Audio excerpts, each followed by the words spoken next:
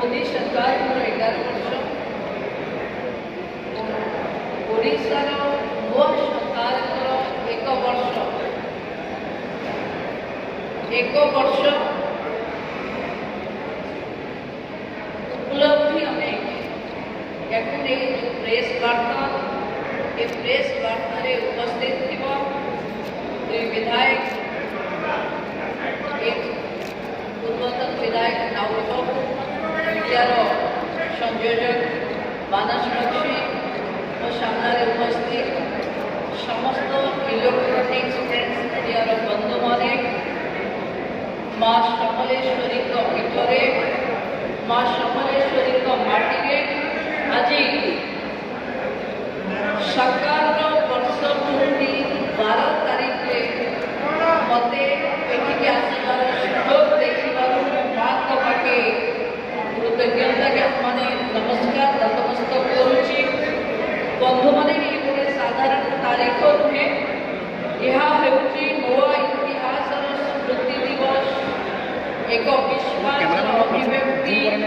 एक नुआ यात्रार शुभारंभर दिन। आज आम देखुचे भारत में प्रधानमंत्री श्री नरेंद्र मोदी नेतृत्व में 11 वर्षर सफल शासन एवं ओडिशा रे नुआ सरकार भारतीय जनता पार्टी सरकार मोहन माझी नेतृत्वाधीन सरकार 1 वर्षर सेवा वर्ष। बंधु मैंने आम समस्ते जाने मोदी को 11 वर्ष सेवा सुशासन और गरीब कल्याण 11 वर्ष 2014 मसीह भारत जनता परिवर्तन मत देले अनिश्चितता दुर्नीति और निष्क्रियता विपरीत आसला एक नुआ नेतृत्व श्री नरेंद्र भाई मोदी से दिन आज पर्यंत प्रति मुहूर्त भारत एक नुआ अध्याय जोड़ी चली तार विकास रे सेवा रे सुशासन रे एवं गरीब कल्याण आर्थिक दृढ़ता भारत आज विश्वर 5टी सर्वश्रेष्ठ अर्थनैतिक शक्ति मध्य गणना आम चतुर्थ जगार पहुंची सारीचे। सामाजिक सुरक्षा 50 कोटी उपरे लोक आयुष्मान भारत अधीन उपकृत हेले। जनधन उज्ज्वला शौचालय और ओडिशार गाँव गुड़ी भी नुआ आशा मिली। डिजिटल भारत गाँव लोक डिजिटाइजेशन में जोड़ी होती यूपीआई आधार और डिजिटल शासन साधारण लोकों जीवन को आहरी सहज एवं सरल कर जातीय सुरक्षा और विदेश नीति भारत आज विश्व मंच एक शिखर स्थान छुई। आपण विश्व में एथर ऑपरेशन सिंदूर पर जो भली ढंग से सर्वदलीय प्रतिनिधि मंडल विश्व में भारत सुरक्षा चैलेंजेस आतंकवाद शून्य सहनशीलतार वार्ता नहीं गले ये भारत को विश्वगुरु करने दिगरे गोटे पाद आहरी जोर मजबूत करेছে। कारण भारत निजर सुरक्षा आतंकवाद शून्य सहनशीलता राजनीति देखेनी सबू दल एक सबू दलर प्रतिनिधि मानक एक भरोसा करी देशर नेतृत्व देशर प्रधानमंत्री पठेवा एवं बुलिकी आसला निजे तार फीडबैक नवा मु भावुची ये एक गौरवशाली इतिहास आम देखु। बंधु मैंने आम ज्ञान उपरे प्रधानमंत्री गोटे मंत्र देते से मंत्र उपरे आम पर्यवेक्षित से मंत्र है ज्ञान ज्ञान माने जी फॉर गरीब कल्याण वाई है युवक ए है अन्नदाता ए है नारी शक्ति। यही वर्गर विकास हम एमती हम विचारधारा हूँ सबका साथ सबका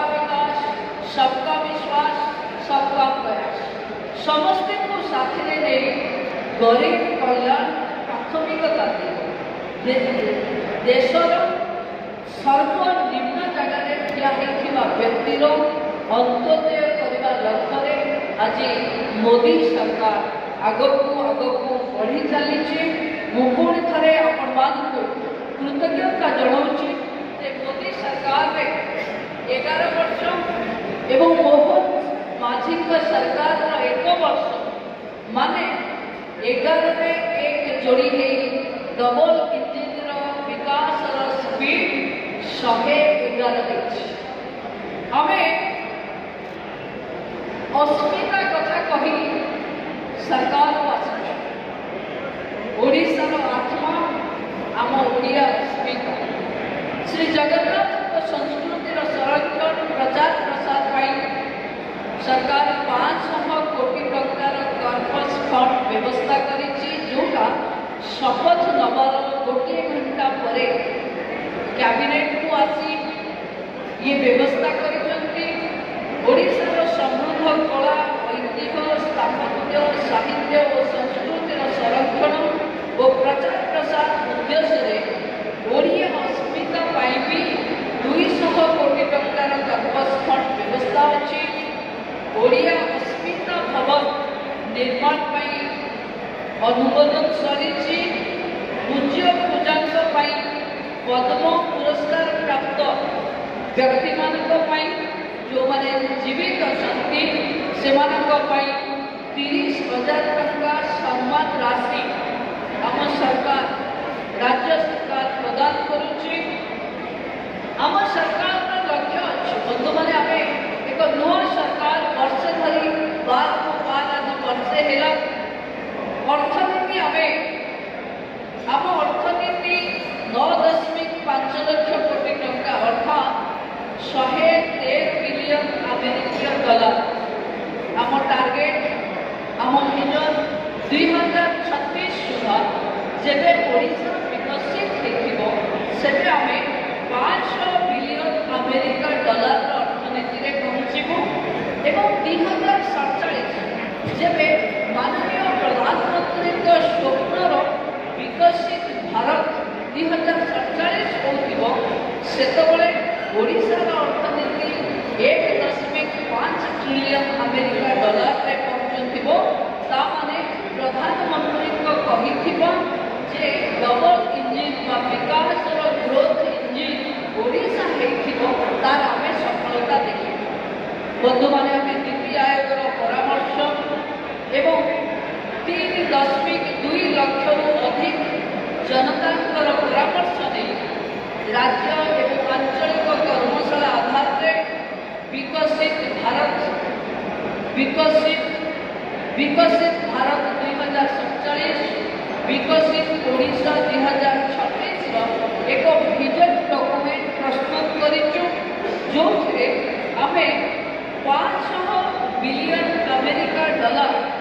2036 सुधा हम तार लक्ष्य धार्य करिचु एवं ग्रामांचल विकास जो विधायक पांठी 3 कोटी थिला ताको आम बढ़े 5 कोटी रे पहुंचे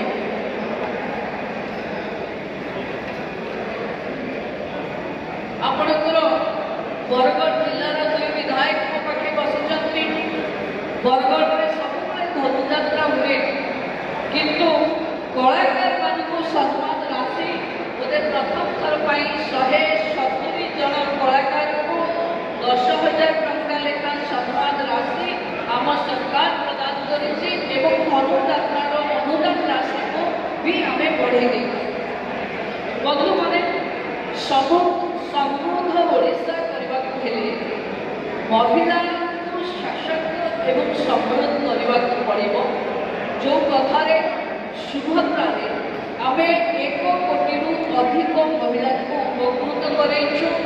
जो महिला माने वर्षक 10,000 5,000 2 थर लेखा एभली 5 वर्ष 55,000 कोटी टंकार व्यवस्था पाइबे आम जो स्वयं सहायता गोष्ठी भौणी मैंने विभिन्न पीजी पीसी ग्रुप कर आज आम जो सरकार ସେତେବେଳେ 2,40,000 ମହିଳା ଲକ୍ଷପତି ଦିଦି ଥିଲେ। ଆମେ ବର୍ଷକ ଭିତରେ ତାକୁ 16,40,000ରେ ପହଞ୍ଚେଇଛୁ,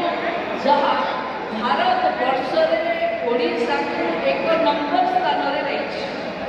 ମୁଖ୍ୟମନ୍ତ୍ରୀ କନ୍ୟା ବିବାହ ଯୋଜନାରେ ଏକ ନୂଆ ଯୋଜନା, ଆର୍ଥିକ ଅନଗ୍ରସର ପରିବାରର ଝିଅମାନଙ୍କୁ ସ୍ଥାନୀୟ ପରମ୍ପରା ଅନୁସାରେ ଆମେ ଗଣ ବିବାହ କରିବା ପାଇଁ ସରକାର ପ୍ରସ୍ତୁତ କରିଛି। ଜନଜାତି ଶିଶୁମାନଙ୍କର ଶିକ୍ଷା, ଜ୍ଞାନାତ୍ମକ ବିକାଶ ଉଦ୍ଦେଶ୍ୟରେ ଆମେ ପଢ଼ିବା ଆମ ଭାଷାରେ ଆ ପାଇଁ 25 କୋଟି ଟଙ୍କାର ବ୍ୟବସ୍ଥା ହେଇଛି। ସ୍ୱୟଂ ସହାୟିକା ଗୋଷ୍ଠୀର ଭଉଣୀମାନଙ୍କ ପାଇଁ 10 ଲକ୍ଷ ଟଙ୍କା ପର୍ଯ୍ୟନ୍ତ ଶୁଭ ଛାଡ଼, 40 ଲକ୍ଷରୁ ଅଧିକ ସଦସ୍ୟ ଏଥିରେ ଉପକୃତ ହେବେ। ଆବର୍ତ୍ତନ ପାଣ୍ଠି ବା ରିଭଲଭିଂ ଫଣ୍ଡ 15,000ରୁ 30,000କୁ ବୃଦ୍ଧି ହେଇଛି। ଗୋଷ୍ଠୀ ନିବେଶ ପାଣ୍ଠି ବା CIF କମ୍ୟୁନିଟି ଇନଭେଷ୍ଟମେଣ୍ଟ ଫଣ୍ଡ ଆମେ 30 ଲକ୍ଷରୁ 60 ଲକ୍ଷକୁ ବୃଦ୍ଧି କରିଛେ। ସୁଭଦ୍ରା ଶକ୍ତି ମେଳା ମାଧ୍ୟମରେ ସ୍ୱୟଂ ସହାୟିକା ଗୋଷ୍ଠୀମାନଙ୍କୁ ବ୍ୟବସାୟୀକରଣର ପ୍ରୋତ୍ସାହନ ମିଳିଛି। କେନ୍ଦ୍ର ସରକାରଙ୍କର ପ୍ରଧାନମନ୍ତ୍ରୀ ମାତୃବନ୍ଦନା ଯୋଜନା ଏବଂ ରାଜ୍ୟ ସରକାରଙ୍କର ମମତା ଯୋଜନା ଅନ୍ତର୍ଗତ ଦୁହେଁ ମିଶ୍ରିତ ଅଛନ୍ତି ଏଥର। ଏବଂ କନ୍ୟା ସନ୍ତାନ ଜନ୍ମ ହେଲେ 12,000 ଟଙ୍କା ଆଉ ପୁତ୍ର ସନ୍ତାନ ପାଇଁ 10,000 ଟଙ୍କାର ପ୍ରାବଧାନ ହେଇଛି, ଯାହା ଆମ ସରକାର ତିଆରି କରିଛି। ସ୍ୱୟଂ ସହାୟିକା ଗୋଷ୍ଠୀମାନେ ବିଜନେସ୍ ଟୁ ଗଭର୍ଣ୍ଣମେଣ୍ଟ ସରକାରଙ୍କର ସାହାଯ୍ୟରେ 3,695 କୋଟି ଟଙ୍କା ପ୍ରଦାନ କରିଛନ୍ତି। 3.5 ଲକ୍ଷ SHGକୁ କ୍ରେଡିଟ୍ ଲିଙ୍କେଜ ଦ୍ୱାରା 17,500 କୋଟି, 3 ଲକ୍ଷରୁ ଅଧିକ ମହିଳାଙ୍କୁ 300 କୋଟି ଟଙ୍କାର ଆମେ ସୁଧ ଛାଡ଼ ଦେଇଛୁ। ଆପଣମାନେ ଦେଖୁଥିବେ କିଛି ଦିନ ହେଲାଣି ବିରୋଧୀ ଅପପ୍ରଚାର କରୁଛନ୍ତି କି ସ୍ୱୟଂ ସହାୟିକା ବା ମିଶନ ଶକ୍ତିର ମହିଳାମାନଙ୍କୁ ଆମ ସରକାର ଦୁର୍ବଳ କରୁଛି ବୋଲି। ଯେବେ ଆଜି ଯାଏ ସରକାର ଥିଲା, ରିଭଲଭିଂ ଫଣ୍ଡ 15,000 ଥିଲା, CIF 30 ଲକ୍ଷ ଥିଲା। ଆମ ସରକାର ଆସିଲା ପରେ 2 ଗୁଣା ବଢ଼େଇଛି, ଯାହା ଫଳରେ ଆଜି ଲକ୍ଷପତି ଦିଦି ହେବାରେ ମହାରାଷ୍ଟ୍ର ଭଳି ଏକ ବଡ଼ ରାଜ୍ୟକୁ ପଛରେ ପକାଇ ଆଜି ଓଡ଼ିଶା 1 ନମ୍ବର ଜାଗାରେ ଅଛି। ଏହାଦ୍ୱାରା ମହିଳାମାନଙ୍କର ବିକାଶ ଏବଂ ସମୃଦ୍ଧି ହେଇଛି। ମିଛ ଅପପ୍ରଚାର ନକରି ମହିଳାଙ୍କର ଯେଉଁ ସମୃଦ୍ଧିକୁ ସ୍ୱୀକାର କରିବାକୁ ପଡ଼ିବ କି ଆମେ ସୁଭଦ୍ରାରେ 1,000ରୁ ଅଧିକ ମହିଳାଙ୍କୁ ଯୋଡ଼ିବାରେ ଦେଶରେ 1 ନମ୍ବର ରାଜ୍ୟ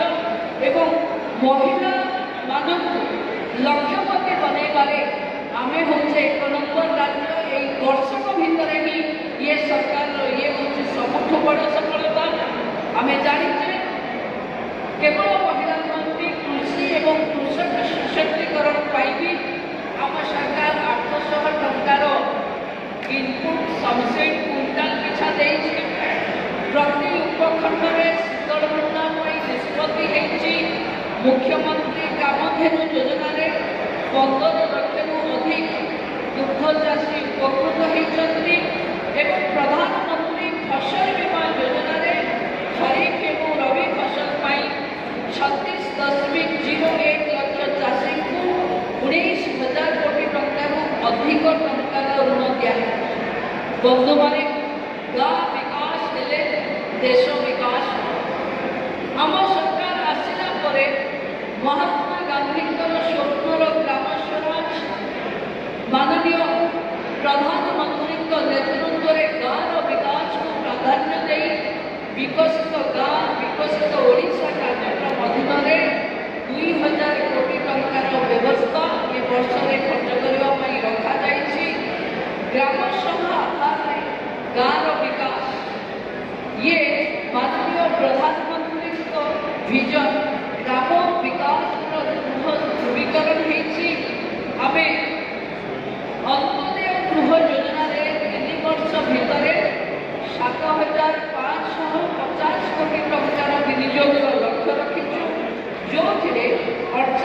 हजार जाए जो मैंने घर पाई आगरू